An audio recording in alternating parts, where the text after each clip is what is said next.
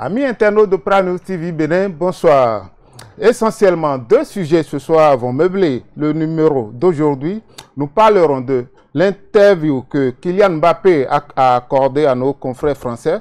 Puis nous allons voir avec notre invité, Atu Selo, les limites du Barça de Hansi Flick. Et avant de passer à ces sujets, je vous invite à suivre cet élément réalisé par Priska Hwasu et Fitala Moussou pour récapituler pour vous la 11e journée de la Celtics League Pro. La 11e journée de la Celtics League Pro nous a donné des résultats suivants. Dadje FC a été surpris et battu à domicile par Damissa FC 2-0. Même fortune pour Aziza battu par la SOB Map et Afronkou Omnisport battu par l'USS Krake.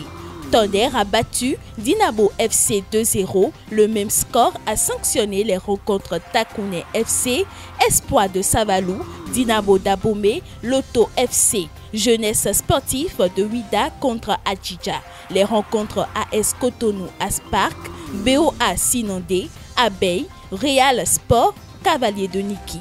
L'association sportive de la vallée de l'Ouémé et les Dragons de l'Ouémé, par le score de 3-1, sont allés battre respectivement Étoile Filante et l'AS Police FC sur leurs propres installations. Les rencontres Bulf de Borkou contre Rodio CNSS, JS de Pobet, Coton Sport se sont soldées par un match nul et vierge. La rencontre Ayema FC et Requin FC a été reportée.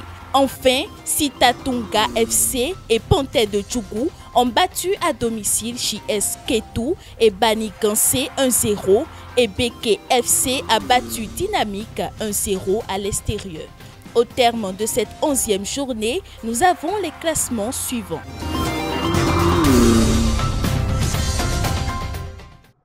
Alors, je reçois pour vous ce soir M. Atu Selo, c'est un confrère de Banuto. M. Atu, bonsoir. Bonsoir, cher ami. Bonsoir, amis internautes.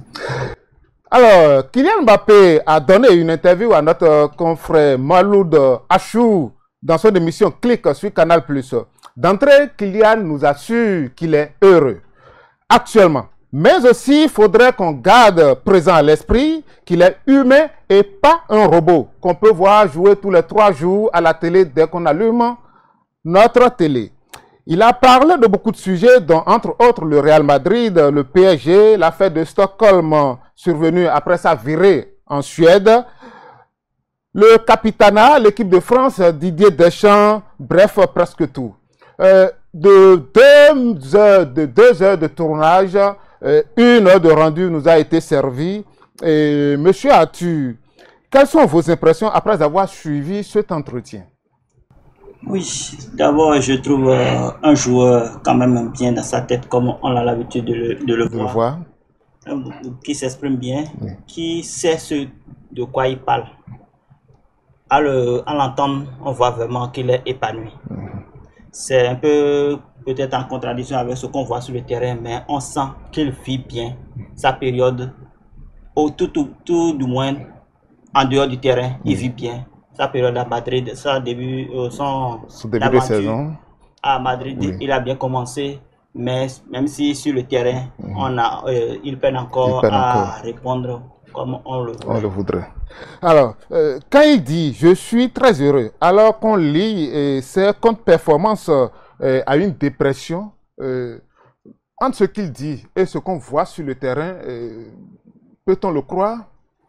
Nous avons tendance à vite juger ce que nous voyons, sans avoir toutes les données. Un joueur peut mal se comporter sur le terrain, mais dans la vie, en dehors du terrain, il peut s'épanouir. Vous parlez d'un joueur qui est capable de mettre 40 buts par saison, qui est capable de répéter les mêmes efforts pendant 3-4 saisons, oui. Qui quitte le PSG, qui quitte la France pour la première fois et qui va dans un autre championnat. Pourquoi vous croyez qu'il est un super dieu? Il doit s'adapter d'abord. On ne me dira pas que quand Cristiano quittait Manchester pour le Real, il a commencé par cartonner en même temps. Non. Il doit avoir un temps d'adaptation. le temps d'adaptation dépend de chaque joueur. On a tout fait de voir Kylian Mbappé, qui est un super robot, capable de tout faire. Non. Il est sur le terrain, il a du mal à se positionner dans une équipe qui ne joue pas pour lui. Parce qu'avant son arrivée, il y avait déjà une équipe, il y avait des individualités, il y avait Vinicius qui était installé. Oui, donc, et puis un collectif. Maintenant, il cherche sa place. Il vient. En plus, ce n'est plus le maître à jouer, oui, au même poste qu'il... On voulait lui demander de devenir un attaquant de pointe, ce qui n'était pas. Il jouait dans l'AS, des fois au PSG et aussi en équipe nationale, il jouait également dans l'AS. On l'oubliait et vous allez voir, au PSG, il n'a pas accepté de jouer. Oui, oui, à chaque fois qu'on le positionnait, il décalait, oui, il dézonnait. Mais ici, il arrive, il accepte de jouer, donne le temps d'apprendre à jouer à ce poste. On ne voit pas en ces joueurs des humains. On leur demande trop, mais on ne veut pas qu'ils aient des temps de repos, qu'ils aient de baisse de forme. Attendez, vous allez les tuer. Et vous venez donc de tomber sur notre troisième question. Il dit qu'il n'est pas contre qu'il ait plus de compétition, qu'il ait plus de matchs, mais qu'il faut également qu'on leur accorde beaucoup de temps de repos comparativement aux basketteurs qui, dans un laps de temps, jouent beaucoup de matchs, beaucoup de confrontations, mais qui ont un temps de repos assez conséquent. Oui, pour la saison régulière au basket en NBA, c'est 92 matchs, c'est pas par équipe. Après, il y a les playoffs. Dans quel sport vous avez vu des joueurs jouer sur 8 mois, 7 mois, et après 7 mois, ont des compétitions en plus et reviennent à peine un mois et reprennent le championnat. Bon, alors que pendant les 1 mois également, ils doivent suivre les préparations, les 2 semaines de pré-saison. Ils ne prennent pas même un mois pour se reposer. Parce que quand tu reviens même du repos dont on parle, on check le joueur pour voir sa forme. Ça veut dire que même quand tu vas en vacances, tu as des temps pour travailler, pour maintenir la forme physique avant de revenir. Donc, l'un à l'autre, c'est vrai, les joueurs veulent jouer, mais donnez-leur le temps de récupérer des efforts qu'ils ont fournis durant toute la saison. 6 mois, 8 mois. Donnez-leur le temps qu'il faut pour qu'ils se reposent, pour qu'ils... psychologiquement, parfois, on est dépassé. Physiquement, on s'épuise. Et psychologiquement également, on ne tient pas. On ne tient pas. L'un dans l'autre, si le joueur ne se repose pas bien et qu'il a 2 semaines, et dans les 2 semaines, vous savez, quand on nous dit de nous reposer, quand vous êtes sportif, vous ne vous reposez pas à 100%. Non. Donc, il fait peut-être 1 semaine de pause, 1 semaine pour se maintenir en forme. Et les 2 semaines qui suivent, il a déjà repris l'entraînement avec le club. C'est assez contraignant. C'est la routine. C'est la routine, mais ça fatigue parfois la routine. Et surtout quand vous voyez tout l'effort que dépensent ces joueurs-là. 1 mois, même pour se reposer, c'est très peu. C'est très peu. Encore qu'il n'y a pas 1 mois. Pour celui qui connaît la presse sportive française, et bon, la presse française en général, avec les affaires, bon, est-ce que vous pouvez parler d'affaires? Le Benzema bashing, le Henri bashing, Anelka bashing, est-ce qu'on ne peut pas dire que, on peut l'affirmer déjà, que Mbappé a subi un Mbappé bashing dans la presse sportive française? Est-ce qu'on ne peut pas dire que ce Mbappé bashing n'a pas contribué à baisser son moral, ce qui a agi sur ses performances? Oui, vous avez entendu le joueur, l'importance qu'il donne à l'équipe de France. C'est normal que quand des histoires comme cela se passent, que le joueur soit touché, parce que lui, il sacrifie énormément pour l'équipe de France, mais dehors, on voit que c'est un joueur tout suffisant, c'est un joueur qui fait à sa tête. Ça peut toucher, il est humain. Et si nous, chacun quand vous êtes un être humain, ces genre de choses doivent vous toucher parce que vous vous sacrifiez pour quelque chose, mais on ne vous reconnaît pas ça en retour. Et il a même dit que même quand il n'a pas l'information, il y a ses parents, ses amis qui, quand ils sont dépassés par ce qu'ils entendent, des fois, lui envoient des choses. Oui, vous êtes là, vous n'avez pas suivi une émission. Un de vos frères suit une émission, il voit que on a parlé de vous, et ça le touche. Méchamment. Il va vous transférer ça. Forcément. Il va vous faire le compte rendu. Donc c'est ça. Et parfois, on ne se sent pas mal à cause de soi-même, mais à cause de ses proches qui sont touchés. C'est humain. Et dans l'usine du football, on a tendance à ne pas donner suffisamment de place à l'humain que nous sommes. On voit des gens qui doivent jouer à tout moment, nous fournir de l'argent, parce que quand vous jouez, l'argent ça génère, c'est le business du football, c'est ça. Donc, il a raison, et peut-être que c'est dans la culture, dans l'éducation des futurs joueurs qu'il faut travailler avec eux pour leur montrer que ces choses peuvent arriver, il faut se préparer. Heureusement, lui, on a tendance, en tout cas, à le voir parler, à le voir s'exprimer, à le voir agir. Il a été préparé pour ça, c'est pourquoi, même si nous on sent que ça le touche, lui, il a encore la tête haute. Mais des enfants, des gens qui n'ont pas été préparés à ça peuvent sombrer rapidement. Et il dit également, il reconnaît que Griezmann méritait, c'est-à-dire légitimement, il pouvait prétendre au capitanat. Pourquoi, s'il le reconnaît, pourquoi n'a-t-il pas, en son temps, demandé au coach alors de prioriser son coéquipier à sa place? Non, je trouve avec lui que le capitanat aurait dû être confié à Griezmann. Mais je dis que ce n'est pas à Mbappé de refuser le capitanat. Parce que j'estime qu'avant qu'un coach ne vienne vers un joueur pour lui proposer ça, c'est qu'il a fait des consultations, qu'il a sondé ses coéquipiers, qu'il a sondé son staff, et son staff a jugé celui-là bon. Même si à la fin, ils font un mauvais choix, c'est de bonne foi.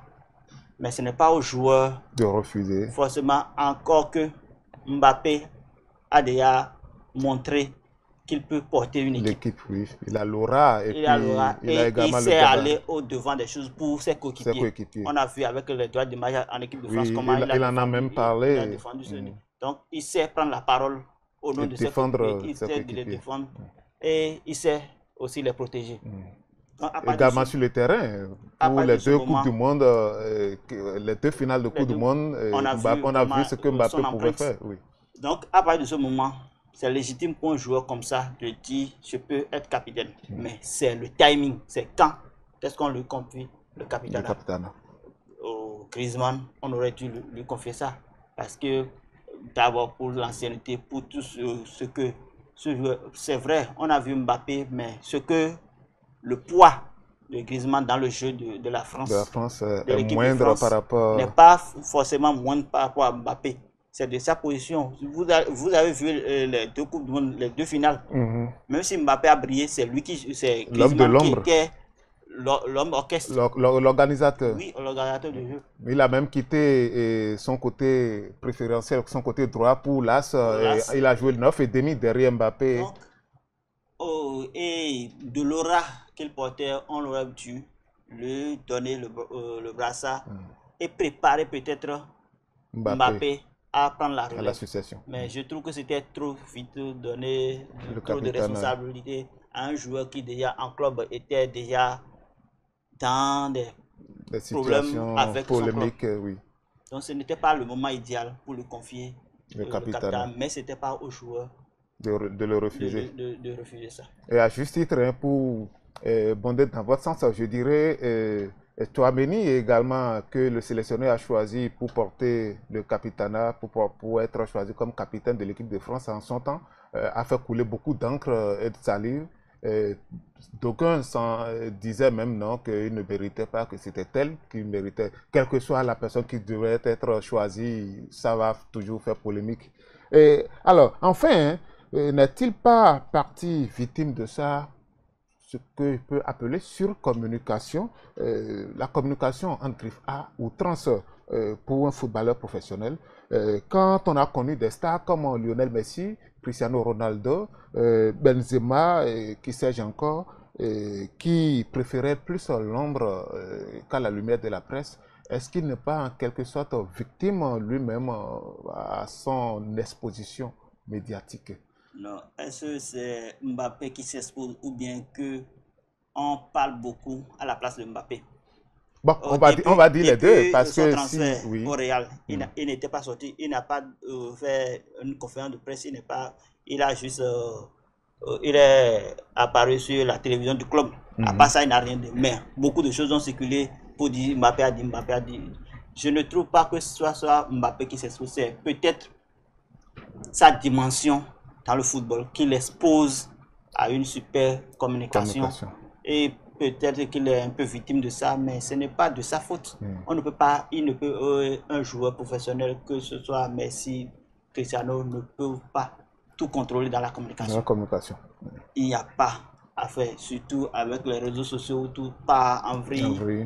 Il est très difficile, on ne peut même pas contrôler à 100% sa communication. Après, si ça nuit au joueur, il pourra peut-être s'entourer des bonnes personnes pour pouvoir gérer ça, mais il ne peut jamais contrôler à 100% sa communication.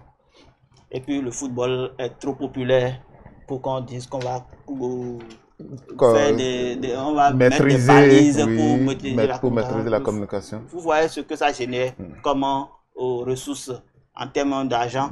Vous voyez comment ça, combien ça réunit des gens.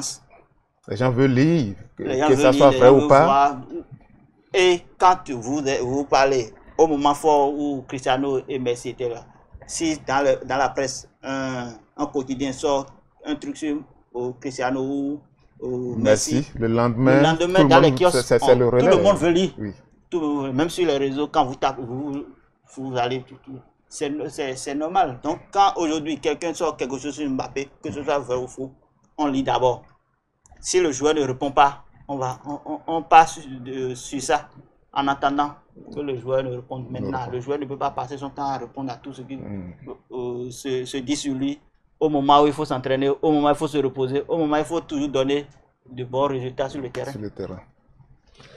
Alors, nous allons enchaîner avec notre second sujet, le Barça de Hansi Flick, qui a démarré en trombe la nouvelle saison 2024-2025 sous de bons auspices, avec un jeu léché et une discipline tactique qui donnait des casse-têtes aux adversaires. La machine Flick volait dans son ciel, on va dire, dégagé, quand patati, paf, Lamine Yamal a été blessé. En son absence, le Barça a connu un passage à vide avec des défaites et des matchs nuls. Les clubs, aussi modestes soient-ils comme Real Sociedad et Las Palmas, ne reculent plus devant l'ogre Barça et les affrontent presque avec la même arme. Le piège du Barça se referme sur lui-même des fois, et quand ça arrive, on a l'impression que le coach Hansi Flick est à court de solutions. Monsieur Atu, dites-moi, peut-on être tenté de dire no Yamal, no parti? C'est difficile de le dire. C'est vrai que sur les statistiques ont montré que durant la période d'absence de Yamal, l'équipe a vraiment sombré en termes de résultats. Pas forcément en termes de jeu, de contenu de jeu. Mais je trouve qu'on va trop vite en besogne. D'abord, on est en début de saison. Ensuite, c'est une équipe jeune qui, le Barça a passé des saisons à ne rien faire. En tout cas, en termes de jeu, en termes de trophées, parce qu'ils n'ont pas su gérer la transition après Messi. Après, cette équipe revient avec des jeunes qui, pour eux, c'est de jouer sur le terrain. Donc, c'est normal que quand vous construisez votre équipe autour d'un joueur, quand le joueur n'est pas là, que ça flotte. C'est normal. Et on a vu, comme au temps de Messi qui était au centre de jeu, quand Messi n'est pas là, ce n'est pas le même Barça. Donc, c'est normal que ça commence pas faire, pas bugger quand Yamal n'est pas là. Mais donnons le temps. On a joué combien de matchs? 11, 10, je crois 12 matchs. Et déjà, on dit que Flick est limité, ou bien que l'équipe est dépendante de Yamal. Il y a une certaine dépendance, c'est vrai. Mais ce n'est pas encore le moment de peser, en tout cas de quantifier cette dépendance-là. Parce qu'on est en début de saison. On n'a même pas atteint la moitié de saison et on commence. Vous ne construisez pas une équipe. Vous voyez, quand est-ce qu'il est arrivé, même Flick, un peu avant le début de saison, avant le début de la saison, et il a fait d'abord principalement avec ce qu'il avait, avec des jeunes, parce que le club était en difficulté financière et il fallait, même quand vous voulez un joueur, il fallait voir le prix avant de. Donc c'est avec ça. C'est normal que si dans ce cas de figure, vous trouvez un bon joueur dedans, vous construisez votre équipe en attendant de faire des réajustements, avec des stars. Donc, pour le moment, c'est vrai qu'il y a on peut concéder une certaine dépendance, mais c'est trop tôt pour juger vraiment cette dépendance. Alors, en l'absence de Yamal, ce que fait Raphinha, et même en sa présence, c'est pas négligeable. C'est montée et descente, on dirait même que ce mec, il a 4 poumons. Dans son ventre, sans Raphinha et même avec Yamal. Quand on voit le jeu du Barça aujourd'hui, certes Yamal pèse, mais ce que Raphinha aussi fait n'est pas négligeable. Est-ce que en l'absence de Raphinha, mais même avec Yamal, est-ce qu'on peut avoir le même résultat? Vous ne pouvez pas avoir deux joueurs de cette trempe-là et séparer l'un de l'autre pour avoir le même résultat. Ou d'abord, quand les deux sont dans l'équipe, ce que vous reflétez sur l'équipe adverse est autre chose quand l'un n'est pas là. On se contente sur le seul qui est là. Mais quand il y a deux flèches de part et d'autre, le déséquilibre. La ligne de défense est toujours aux aguets parce que ça peut aller de l'autre côté comme ça peut aller de l'autre côté. Donc forcément, quand l'un manque, on doit le sentir. Après, quand on dit que ce que Raphinha a fait, c'est pas négligeable. Le mot négligeable n'est pas, à mon sens, correct. Parce que vous regardez bien Raphinha, on était sur le point de le vendre. Oui. Mais ce que ce joueur a fait, il est devenu, il a travaillé. Peut-être parce que Yamal a quelque chose de plus subtil et sa jeunesse qu'on ne voit pas, qu'on dit que c'est Yamal. Mais ce que, d'abord, en tant que capitaine, c'est pas pour rien qu'on a donné le capitana. Un joueur que vous étiez sur le point de vendre, vous le maintenez à la dernière minute et vous le donnez. On lui confie le capitana. Et sur le terrain, il répond. Donc, on ne dit pas négligeable. Il apporte énormément à l'équipe et c'est normal qu'à son absence, qu'on le sente parce que Yamal de son côté ne peut pas tout faire. Et encore, on met trop de poids sur Yamal. Il n'a que 17 ans. 17 ans. Et on attend beaucoup trop, à mon sens, on attend trop de lui pour dire qu'il est tout, il n'est pas tout pour le Barça. C'est vrai qu'il a quelque chose de plus que les autres, mais Raphinha aussi apporte énormément à l'équipe. Et quand le Barça est perdu dans le jeu, sur le terrain, on voit souvent un Flick qui perd son calme, mais ne propose rien. Est-il limité dans ses choix tactiques? À part la défense en ligne et à 50 mètres de ses buts, il ne peut plus proposer quelque chose quand l'adversaire contrecarre ses plans de jeu. Je trouve un peu trop facile de dire qu'il est limité. Vous avez une équipe... Trop facile et sévère peut-être? Trop sévère. Pas un peu sévère, trop sévère. Parce que vous avez une équipe constituée que de jeunes, à part Lewandowski.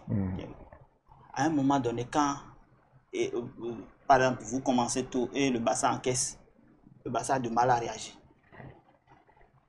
Ansu Flick n'a que ce qu'il a. À ce moment où l'équipe encaisse pour se relever, il fallait qu'on ait 3 joueurs ayant eu déjà de la compétition, qui ayant eu de l'expérience pour recadrer les jeunes sur le terrain. Mais il n'a pas ça. Il n'a que Lewandowski. Mais aujourd'hui, est-ce qu'on peut encore qualifier les Pedri et ceux-là qui ont déjà 2 ans, voire plus dans les jambes, de compétition dans les jambes, est-ce qu'on peut encore les qualifier de jeunes? Il y a notre ami béninois, franco-béninois, Jules Koundé, qui est là, Inigo Martinez. L'équipe n'est pas que constituée de jeunes. Vous parlez d'une équipe où les plus âgés, à part Lewandowski, que 2, non que 25, non au plus 25 ans. Donc vous croyez que 25 ans c'est déjà... Bon, 25 ans c'est la maturité. Hein? Cristiano, quand il quittait Man U pour... Mais quand vous voyez Lewandowski à 30 ans, ou bien même Cristiano à 39 ans, jouer à ce niveau-là, quand vous voyez Benzema exploser à 29 ans, vous n'allez pas me dire que Benzema n'a pas joué. Mais c'est à 29 ans qu'il a commencé par faire chose. Donc, quand vous avez un mélange de 29 ans, 25 ans, 30 ans, 17 ans, c'est plus gérable que d'avoir une presque toute l'équipe 25 ans, 22 ans, 17 ans. C'est moins gérable, gérable pour l'entraîneur de passer ses consignes au moment où l'équipe est en difficulté. Quand vous avez 3 joueurs au-delà de 26 ans, 27 ans, qui ont un bon parcours dans le jeu, quand l'équipe eux, ils ont déjà vécu ça. Ils ont l'expérience qu'il faut pour remonter la pente. Des situations peut-être plus pires, des situations peut-être pires que ça. Donc, ils savent comment motiver les gens, comment leur demander de se repositionner. Quand vous prenez un Toni Kroos au Real, quand vous voyez comment lui, il tempère le jeu, il l'amène avant de jouer, amène son partenaire à aller dans son sens. Décalé. Mais le Barça n'a pas ça. Ensuite, il va faire quoi? Il ne peut pas monter sur le terrain. Et on a tendance à voir qu'il est limité, qu'il ne propose rien. Le Barça n'a pas n'a pas plusieurs systèmes, c'est le 4-3-3. Et c'est déjà ancré depuis la formation. Donc ne demandez pas à l'entraînement de changer de système. Il doit maintenir son système, mais changer les hommes peut-être. Oui. Mais on a vu Xavi en son temps proposer au moins quelque chose. Bon, quand ça n'allait pas bien, même si ça ne marche pas tout le temps, proposer quelque chose avant que... à la fin, ça a donné quoi? Xavi a fait quoi? C'est pas l'ADN de l'équipe de changer le système. C'est pas dans l'ADN du Barça. Quand vous allez dans le centre de formation, ce n'est pas 4-2-2 ou 4-4-2 qu'on demande aux enfants. C'est toujours le 4-3-3 avec le tiki-taka. Bouge, donne à ton partenaire se déplace, tu lui donnes. C'est ça l'ADN. Maintenant, peut-être qu'on peut me dire, maintenant, il est temps peut-être de varier le jeu du Barça. Mais donnez le temps. Parce que quand vous avez cultivé un système depuis l'enfance, les enfants de 13 ans, 14 ans qui jouent à la Masia sont moulés dans le système. Ce n'est pas difficile de changer. Vous venez changer tout. Vous revoyez peut-être la politique de formation pour proposer d'autres choses. Parce que ce qu'on ne dit pas assez, c'est que quand vous faites un système sur 2, 3, 4 saisons, voyez l'adversaire. L'adversaire pense déjà comment il faut contrecarrer ce plan. C'est pas pour rien que Pep Guardiola actuellement à City est en train de perdre. C'est parce que vous avez tout créé le problème aux adversaires que eux-mêmes ils se sont réveillés, ils ont dit mais on va étudier parce que aujourd'hui l'avantage qu'on a aussi c'est que on a développé plusieurs technologies qui peuvent te décrypter le match. Un adversaire peut te dire les points forts, les limites et te proposer même des solutions pour contrer ça. Donc à partir de ce moment-là, c'est vrai qu'on trouvera des systèmes limites, mais c'est le football c'est l'évolution plutôt du football qui fait que on en vient à dire que le système est peut-être caduque ou que l'entraîneur n'a pas de solution.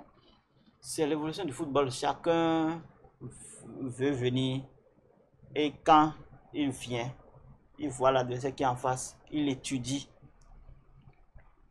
Le reste, c'est que... Il affronte avec, oui, avec les armes qu'il faut. Maintenant, si vos joueurs n'ont pas la maturité de trouver à eux-mêmes la solution au moment T, c'est difficile pour un entraîneur de venir intervenir à tout bout de champ et de dire il faut changer peut-être le système de tactique. Même dans ça, si toi les joueurs ne répondent pas, tu ne peux pas.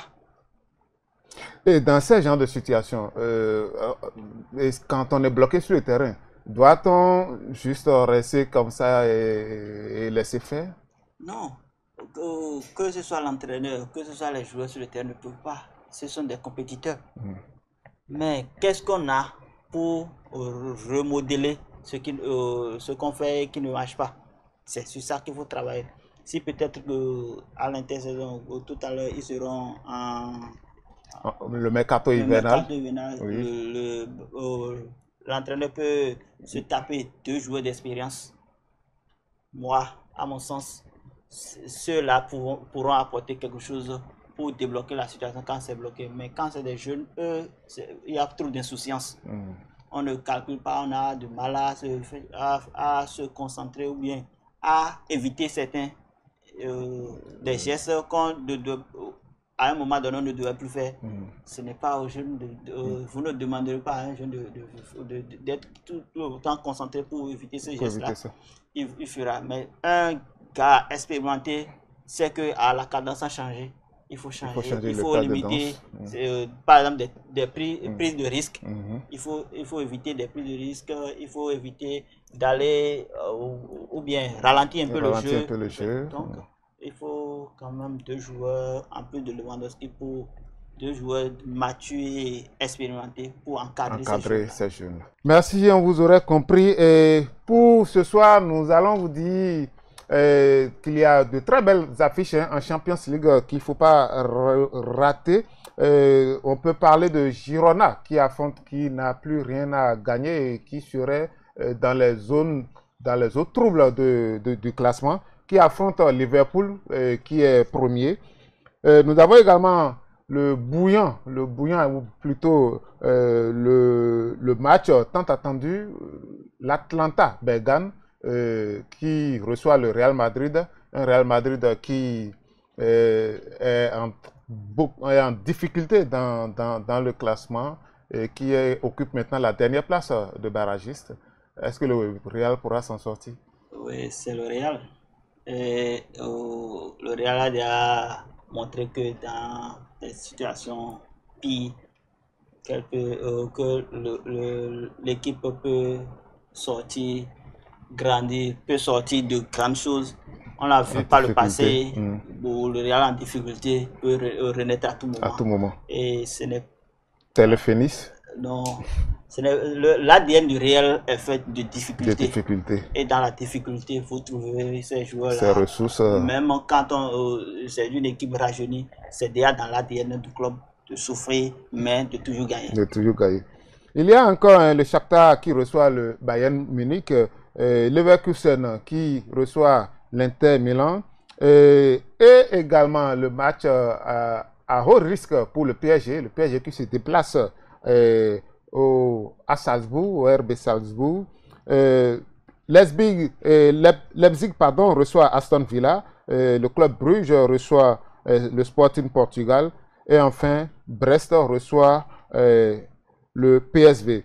Demain, vous aurez les rencontres comme Lille Sturm Graz, Dortmund qui reçoit le FC Barcelone, Juventus de Turin qui reçoit Manchester City qui est en difficulté également, Arsenal Monaco, c'est de très belles affiches, Milan qui reçoit Svena Zvezda, Benfica Bologne et Feyenoord Rotterdam qui reçoit le Sparta Prague et enfin le Stuttgart qui reçoit les Young Boys. Sur ce, nous allons remercier notre invité d'avoir été de passage. C'est un plaisir d'être sur le plateau et merci à tous. À la prochaine. Alors, chers amis internautes, sur ce, c'est la fin de cette émission. Et à la prochaine, la semaine prochaine, nous allons revenir ici avec d'autres sujets. Merci et portez-vous bien.